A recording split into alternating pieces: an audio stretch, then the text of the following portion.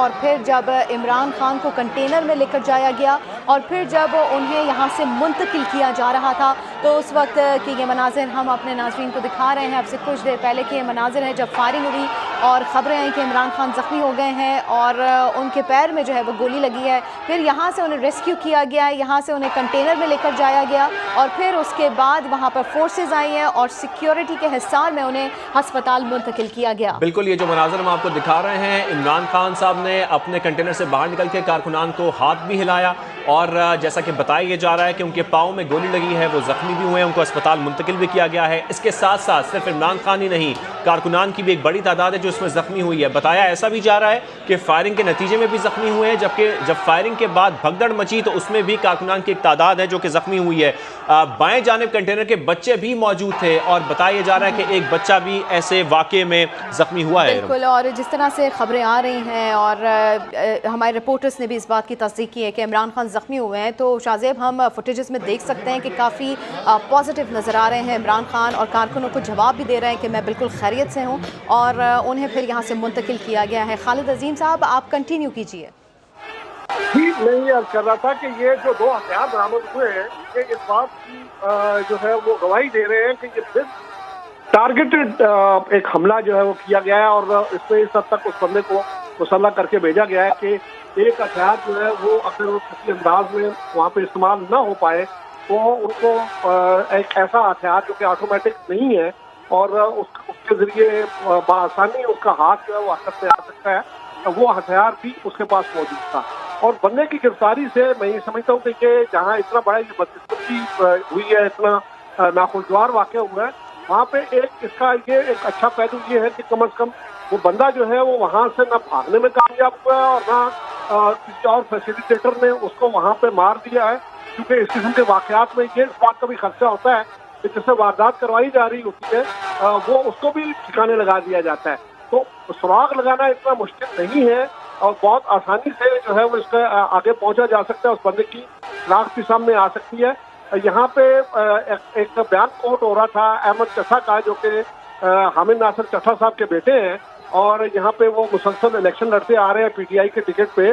उनकी जानिब से ये कहा गया कि हमारे मुखालिफिन जो है उन्होंने ये किया।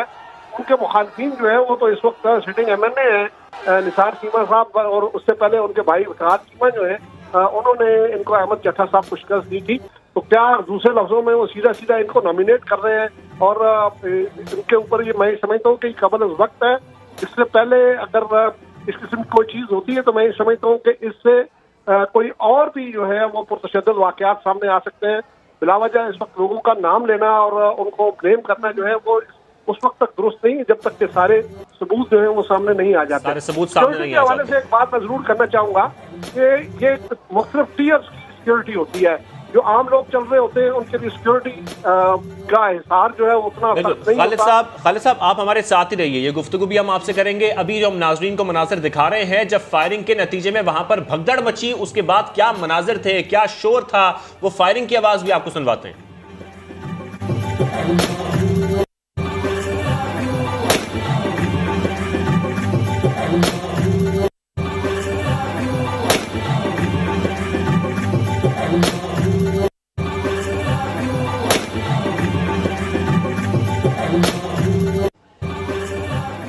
ऑटोमेटिक वेपन से ये फायरिंग की गई है। ये मनाजिर भी आपको दिखा रहे हैं जब भगदड़ मची वहां पर, और हम देख रहे थे कंटेनर के बाएं जानिब ये मनाजिर थे जब यहां पर फायरिंग की गई।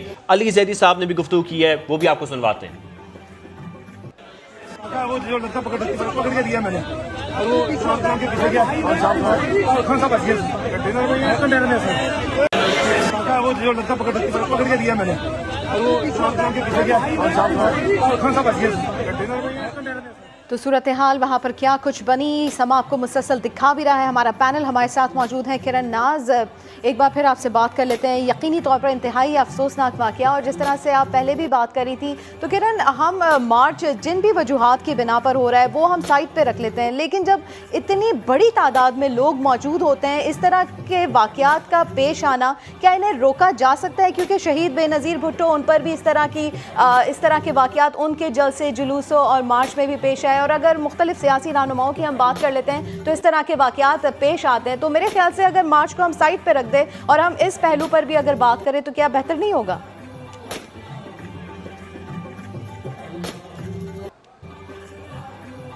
जी किरण, आवाज़ आ रही है आपको?